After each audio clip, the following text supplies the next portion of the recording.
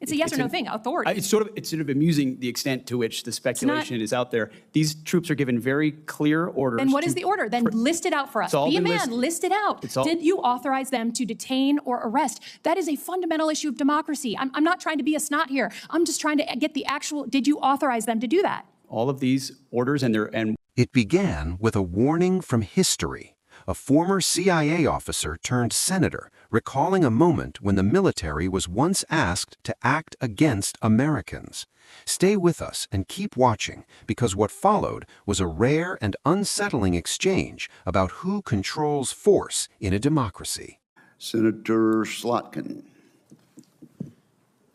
Thank you, Chairman. Mr. Secretary, I said in your hearing, when you had your confirmation hearing, that my biggest concern with you at the helm was the potential use of the military in ways that contradict the Constitution or that taint what I hope we all want, which is an apolitical military.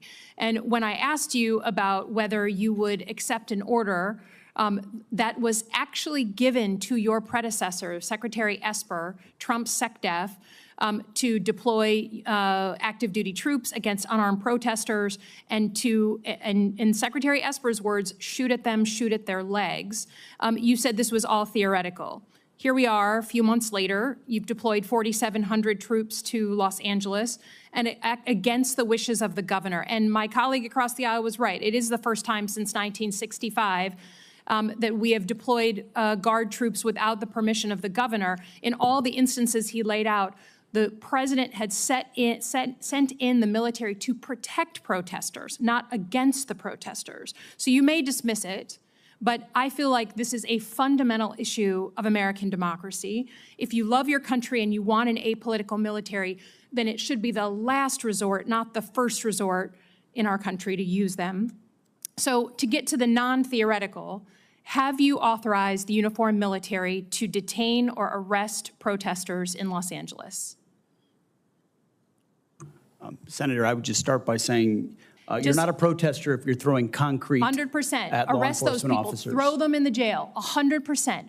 But what you're doing is something different. Everyone knows this is a political decision, right? So we don't trust that you're using the best interests of the military, certainly, and of democracy on top of that. So have you given the order? That's all I want to know. It's not theoretical. For the U.S. military, not law enforcement. They can arrest all day long. That's their job. Do they have the ability, the uniformed military, to arrest and detain protesters currently today?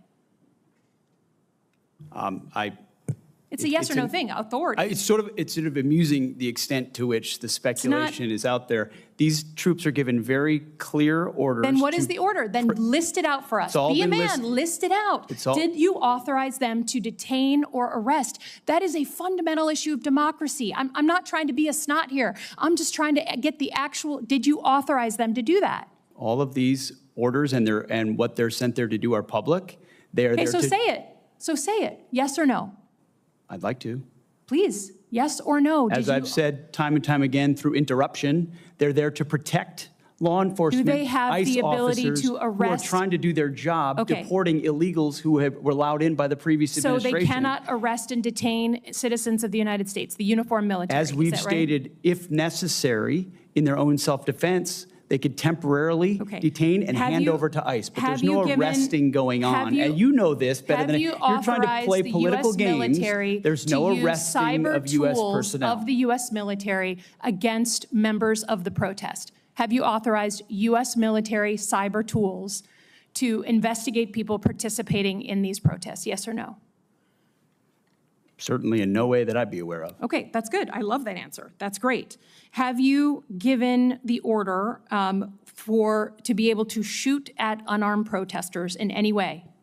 I'm just asking the question. Don't laugh. Like the whole country. And by the way, my colleagues across the aisle. What is that based on? What evidence would you have that an order like that has ever been given? Giving that order to your predecessor, to a Republican Secretary of Defense, who I give a lot of credit to because he didn't accept the order. He had more guts and balls than you because he said, I'm not going to send in the uniformed military to do something that I know in my gut isn't right. He was asked to shoot at their legs. He wrote that in his book. That's not hearsay.